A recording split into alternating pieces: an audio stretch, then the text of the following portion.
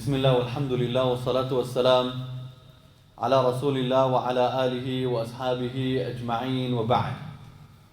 قال الله تبارك وتعالى في القرآن الكريم بعد أعوذ بالله من الشيطان الرجيم بسم الله الرحمن الرحيم واذكر عبادنا إبراهيم وإسحاق ويعقوب أولو الأيدي والأبصار صدق الله العظيم رب اشرح لي صدري ويسر لي أمري واحلل عقدة من لساني يفقه قولي يا رب صل وسلم دائما أبدا على حبيبك على رسولك خير الخلق كلهم.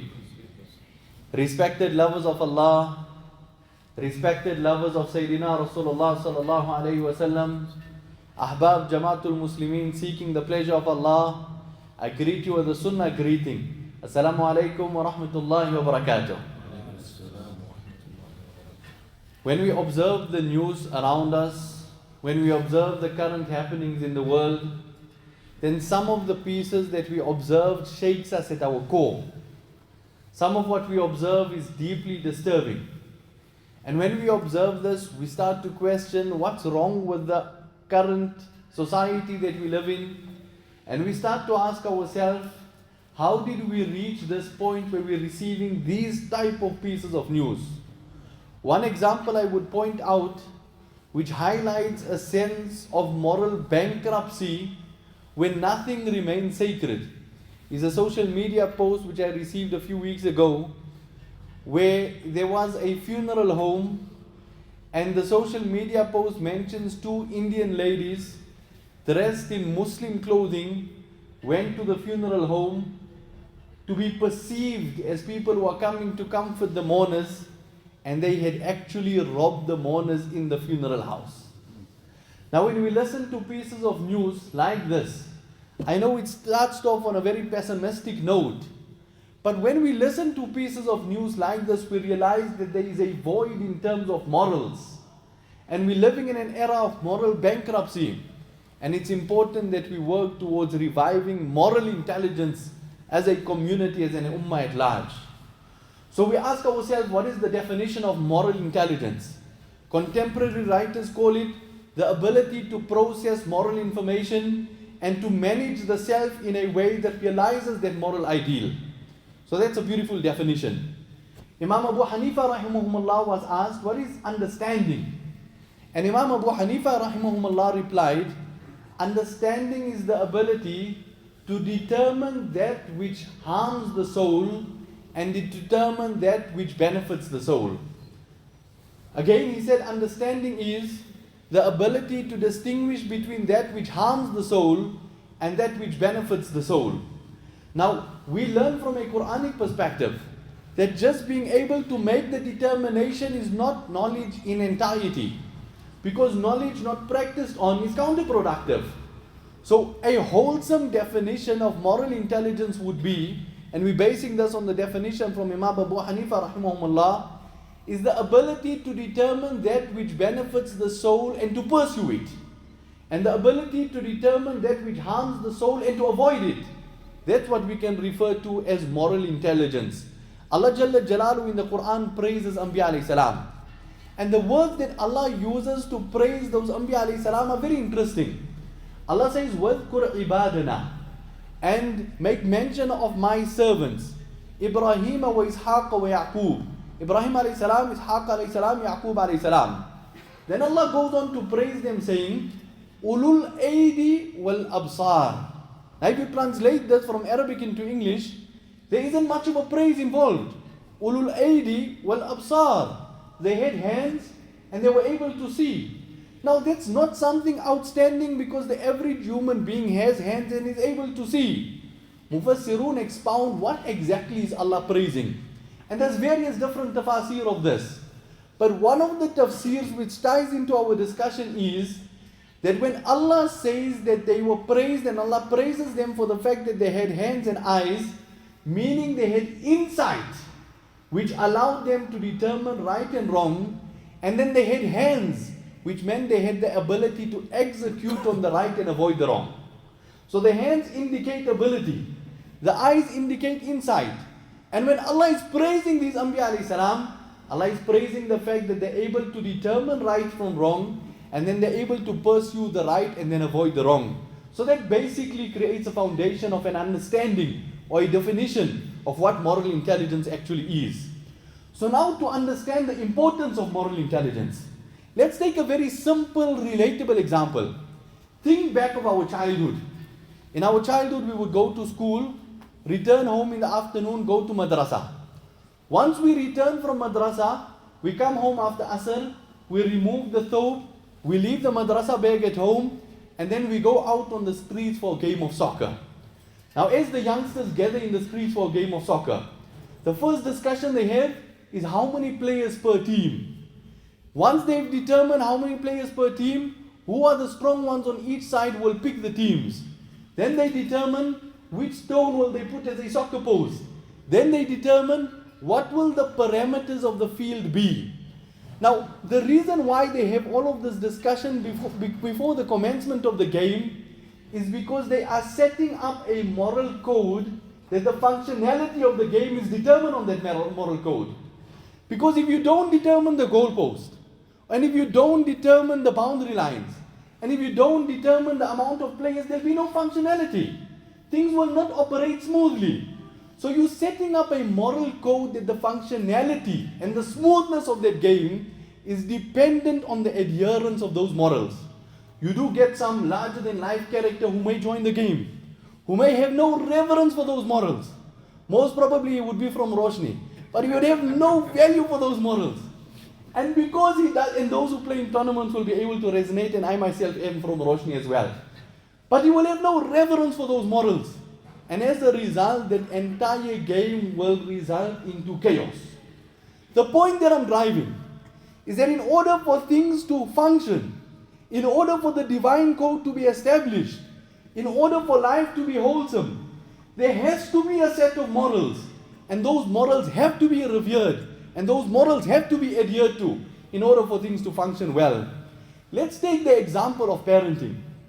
How many times do you see from the most conservative homes, where the father ruled at home with the iron fist, you see that home produced the most rebellious of people? How many times do we see this? Because the rules were enforced. The moral code was not inspired. The individual did not buy into the moral code. He was subdued, and that's the reason he followed the rules. But as soon as he gained some sort of freedom, he rebelled. Which tells you the importance of moral intelligence being instilled within an individual. Look at the time before Rasulullah sallallahu alaihi wasallam got wahi. During that time, the entire era was referred to as Amul Jahiliyyah, the period of Jahiliyyah, the period of ignorance. Now, that speaks to the importance of a moral code. Prior to revelation, there was no moral code. The absence of a moral code is so detrimental that that entire era is referred to as the era of ignorance. May Allah give us the understanding. So till this point in the discussion, we've defined moral intelligence. We've spoken about the importance of moral intelligence. Now the big question is, now that we've determined the importance of moral intelligence, where do we get our morals from? So morals serve to determine what is right and wrong, and then moral intelligence would cause us to pursue the right and avoid the wrong. So where do we get our morals from? The answer is very straightforward, but let's look at a few options. The one option which is the dominant set of morals in the world at the moment is Western morals. Western morals is rooted in liberalism. Imagine your highest moral being tolerance, which at the heart of it means you stand for nothing, which means you are open to everything. Some commentators write about this tolerance and liberalism saying, multiple non-competing truth kills the desire of a person to find the ultimate truth. And we as believers, the reason we are here in the masjid is because we have certainty in an ultimate truth. The other says, if there's no God, and if there's no good and bad, then everything becomes permissible. So Western morals based on liberalism is inconsistent. And I'll give you the examples of how inconsistent it is. A life lost in Ukraine is way more significant than a life lost in Gaza. It tells you it's subjective and it's inconsistent. A piece of the ear of Donald Trump shot off is more significant than 30,000 children passing away in Gaza.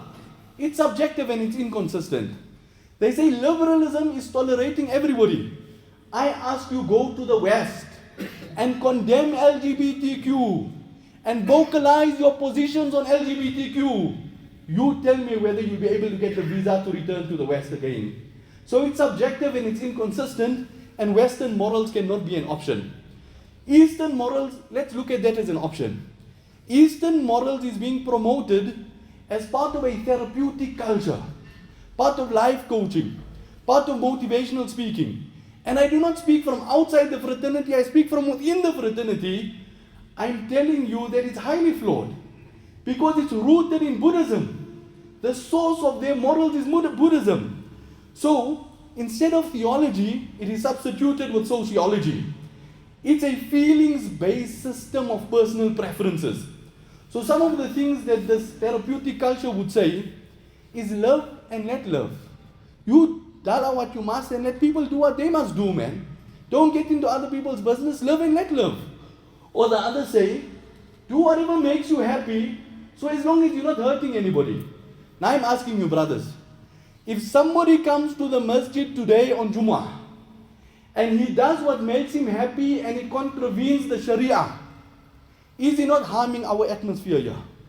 Is he not harming our environment? If somebody is spiritually deteriorating in his own space, he's stealing from the moral fiber of what our society looks like. So this concept of love and let love, where the focus is happiness, our Sharia's highest objective is not happiness. Happiness is a byproduct of the obedience of Allah.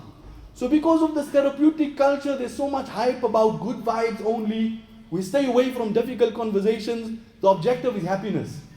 Once you make happiness your objective, you're chasing something which is you're unable to obtain it. It's elusive.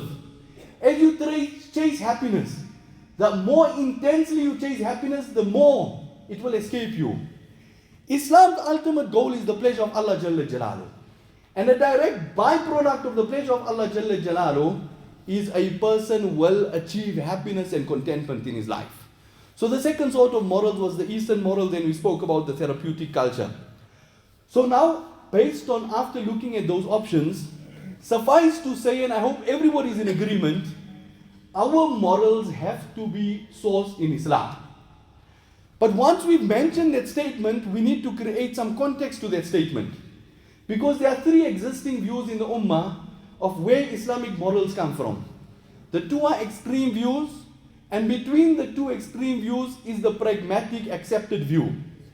The first extreme view is that of the rationalist. They say Allah has created the aql with sufficient power to discern between right and wrong, and it is not for Allah to tell us what is right and wrong. The intellect has sufficient power to apply its discretion and determine what is right and wrong. That's the extreme non-accepted view. The other non-extreme accepted view is that the Quran and Sunnah are sufficient to determine what is right and wrong. And the intellect plays no role in determining what is right and wrong. And to substantiate that view, they say, Ibrahim alayhi salam did certain actions that did not outwardly seem morally sound. To leave your child in the desert, to want to slaughter your child. Those are actions that don't seem to be morally sound. So they say the Quran and the Sunnah is sufficient. And if your intellect leads you to a certain action, even if it's aligned to the Quran and Sunnah, there will be no reward for it. That's another non-accepted extreme view. Between those two views is the Maturidi view, which says the Quran and the Sunnah determine what is right and wrong. But the role of the intellect is to pursue the right and wrong within the framework of the Quran and the Sunnah.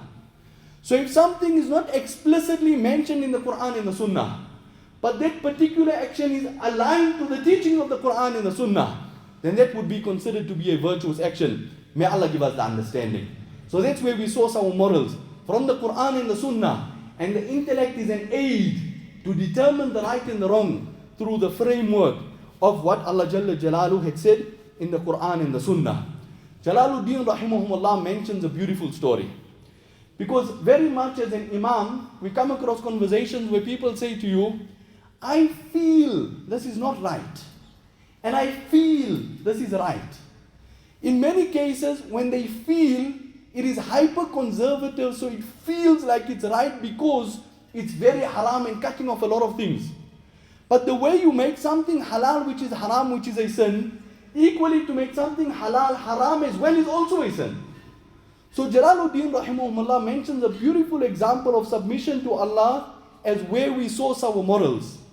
He says there was a person by the name of Sultan Mahmud. And Sultan Mahmud gathered all of his ministers. And he had discovered a valuable pearl. And he placed it before his ministers. And he inquired from them regarding the value of this pearl. And there was unanimity in the room that this pearl was worth an exorbitant rate. Perhaps half of the wealth of Sultan Mahmud was within this pearl on its own. Thereafter he issued an instruction. He told his ministers, strike this pearl and destroy the pearl. There was absolute reluctance from all of his ministers. And he singled them out, one individual after the next, calling them to destroy this pearl. But all were reluctant to destroy the pearl. Eventually he called on a person by the name of Iyad. And Iyad didn't flinch. Iyad didn't hesitate. Iyad took the hammer and he struck that pearl into smithereens. As Iyad did that, the court broke into chaos. You have no reverence for the possessions of the king. You don't understand value. You're not discerning enough. And it broke into absolute chaos. Eventually, Iyad calmed the court down.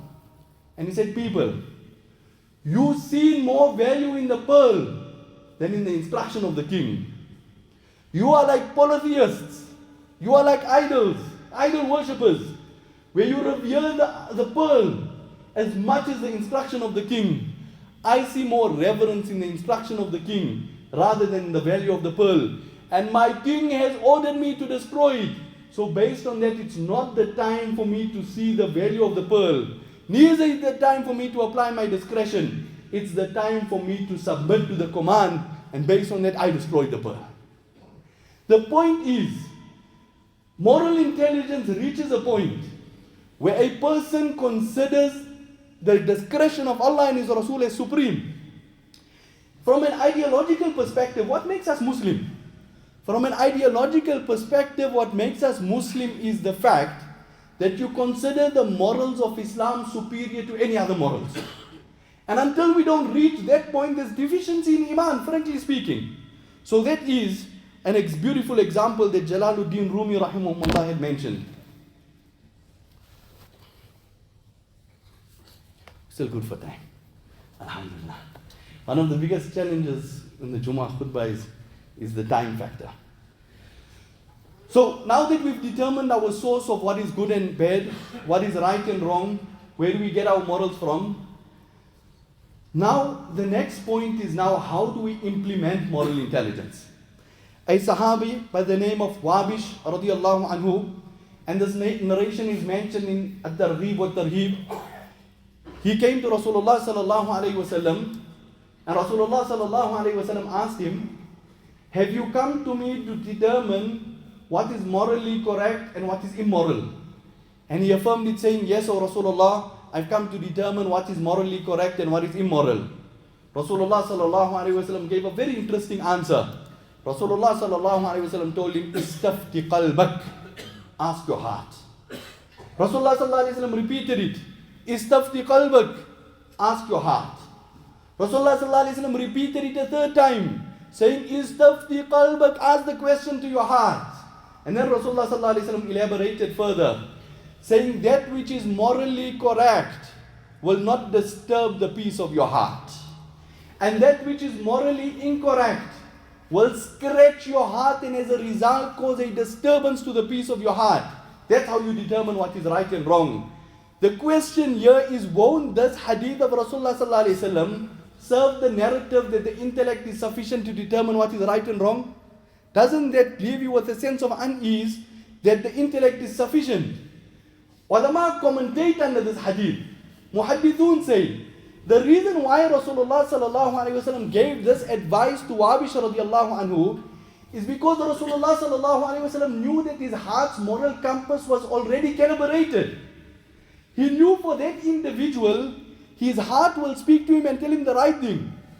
If we have to ask our heart, most probably it will send us to the penal court. So his heart was morally calibrated already. And as a result of the moral calibration of his heart, he was able to process the right decision. So the question is, how do we calibrate or morally calibrate our hearts? The first step to moral calibration is we need to be able to determine what my Allah wants from me. At the low level, believers have the discussion what is halal, what is haram. At the higher level, believers have a discussion around what will make my Allah happy. Now, how are you going to know what makes Allah happy except if you know what Allah wants?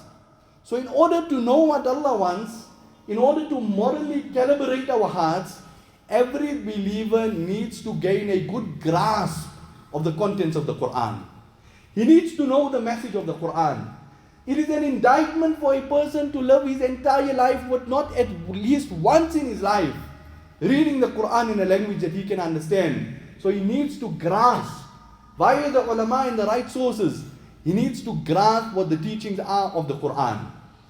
The second ingredient for the calibration of a person's moral compass is a person needs to read the seerah of Sayyidina Rasulullah sallallahu alaihi wasallam. From start to end, to know the life of Rasulullah sallallahu alaihi wasallam, commence from a point of shama'il, where he learns the attributes of Rasulullah sallallahu alaihi wasallam, and thereafter he reads about the life of Rasulullah sallallahu alaihi wasallam, and that would calibrate the moral compass of his heart, where he'll now be able to determine what is right and wrong from the lens of the Quran and the Sunnah of Rasulullah sallallahu alaihi wasallam. But calibrating the moral compass is easy, because there's nobody in this gathering who doesn't know that Fajr is Fard. There's nobody. There's nobody in this gathering who doesn't know that we need to control our gaze. But at the workplace, one number walks past, Bryce does he? At Fajr Salah time, the alarm goes, snooze, the wife's alarm, snooze, one after the other. It's a straf. My point being, the moral compass may be calibrated, but the next step is to develop moral commitment, where a person knows what is right and wrong, but now he develops the grit, he develops the willpower, he develops the commitment to deliver on that moral compass. Is that time correct there? Yeah. There's barakah in center. Every other place time just goes. May Allah increase us in barakah. So to develop the ability to execute on that moral intelligence that he possesses is through moral commitment. Now, there are examples of Sayyidina Rasulullah sallallahu alaihi wasallam telling us about moral commitment. Rasulullah sallallahu alaihi wasallam said, when he developed some grey hair, somebody asked him, O Nabi of Allah, what's the reason for your hair turning grey? Rasulullah sallallahu alaihi wasallam said, Shayyabatni Hud. Surah Hud has turned my hair grey. Imagine taking the Quran so seriously that a surah of the Quran turns your hair grey. What an intimate relationship with the Quran. After that statement, the Sahaba and the ulama of the Ummah have been looking at Surah Hud to say which verse is responsible for the hair of Rasulullah sallallahu alaihi wasallam turning grey. And the ulama respond, it most probably is the verse that says, Fastaqim kama umirt. Be steadfast in the way we have ordered you to be steadfast. Moral commitment, holding on to the cause. On one occasion, Rasulullah sallallahu alaihi wasallam delivered an eloquent talk, a moving talk. The audience were mesmerized. As Rasulullah sallallahu alaihi wasallam culminated the talk, one Sahabi came to Rasulullah sallallahu alaihi wasallam and said, O Nabi of Allah, the way your talk was so moving today, I fear that maybe this is the last talk of your life. That's why the talk was so effective. And my fear is you may be leaving us. Based on that fear, O Nabi of Allah, please give me some advice. And Rasulullah sallallahu alaihi wasallam told him, hold on to my sunnah. And then hold on to the sunnah of my Khulafa Rashideen. And then Rasulullah sallallahu alaihi wasallam spoke about moral commitment. Hold on to my sunnah and the sunnah of the Khulafa Rashideen with your mawlas, meaning bite onto it in an uncompromising manner, in an unwavering manner. Bite onto it, hold on to it with your molars, was the advice of Sayyidina Rasulullah sallallahu alayhi wasallam. Abu Talib and a delegation came to Rasulullah sallallahu alayhi wasallam in Makkah.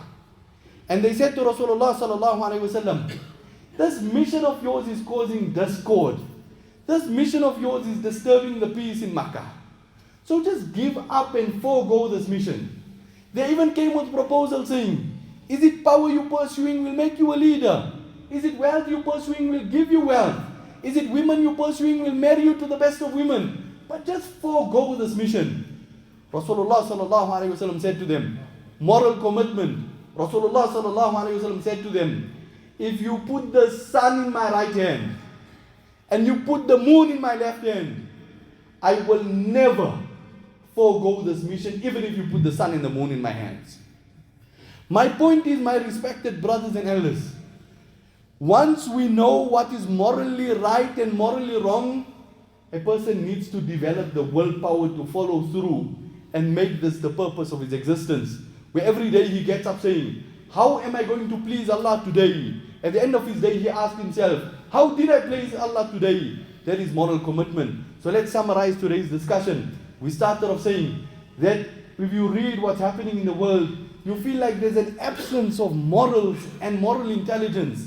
Then we spoke about the definition of moral intelligence, saying that it's the ability to identify what is right and identify what is wrong and pursue that is what is right and avoid that which is wrong. And then we spoke about where we get our morals from. And finally we said the morals come from the Quran and the Sunnah, but the role of the intellect is to use the framework of the Quran and the Sunnah to pursue that which is right and avoid that which is wrong. And then we spoke about the importance of reading the seerah of Rasulullah sallallahu alaihi wasallam and then reciting the Quran in a language that you can understand, and finally committing to it with your life, committing to doing right and staying away from wrong with your life and with complete dedication. May Allah give us the understanding. Wa akhiru da'wana alhamdulillahi rabbil alameen.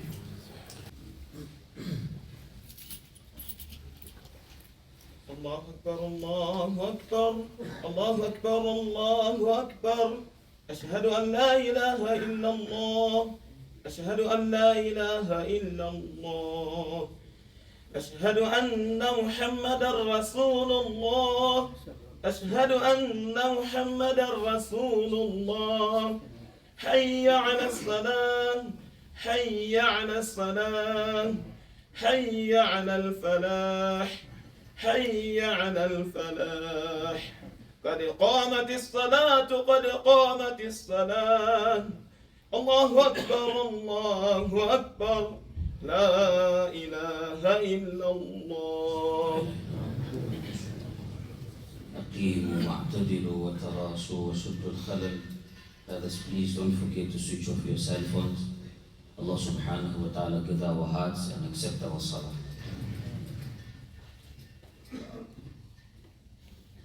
Allahu Akbar.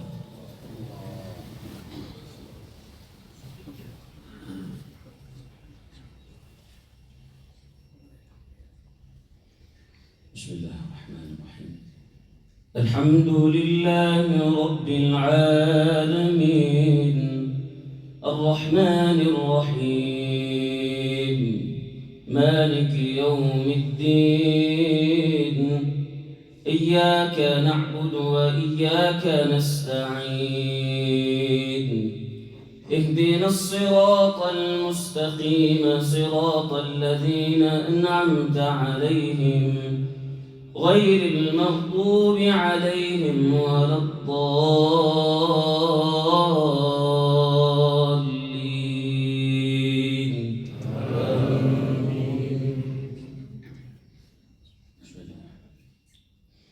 سبح اسم ربك الأعلى الذي خلق فسوى والذي قدر فهدى والذي أخرج المرعى فجعله غثاء أحوى سنقرئك فلا تنسى إلا ما شاء الله إنه يعلم الجهر وما يخفى ونيسرك لليسرى فذكر إن نفعت الذكرى سيذكر من يخشى ويتجنبها الأشقى الذي يصلى النار الكبرى ثم لا يموت فيها ولا يحيا قد أفلح من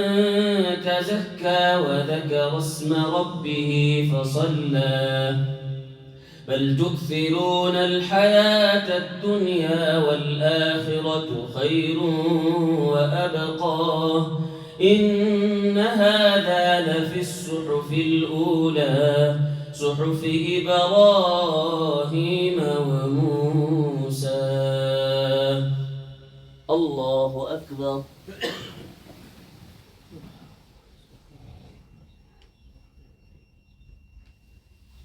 سمع الله لمن حمده. الله أكبر.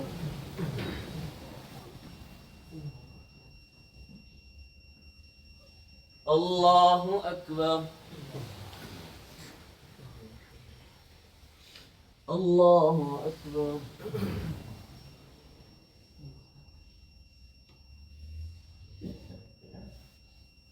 الله أكبر. الحمد لله رب العالمين الرحمن الرحيم مالك يوم الدين إياك نعبد وإياك نستعين اهدنا الصراط المستقيم صراط الذين أنعمت عليهم غير المغضوب عليهم ولا الضالين.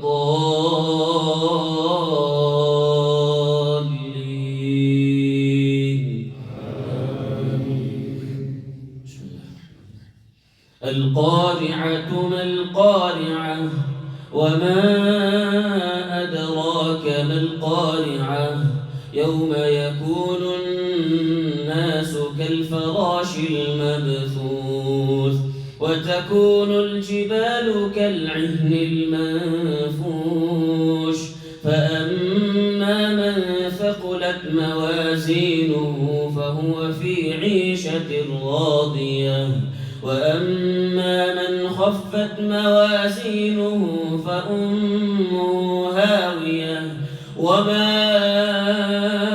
أدراك ما هي نار حامية. الله أكبر.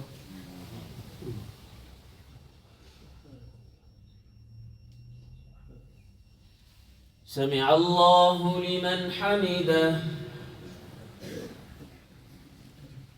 الله أكبر.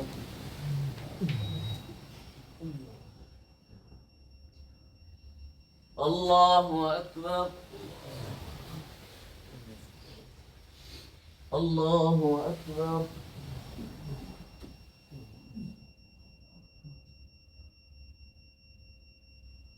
الله أكبر.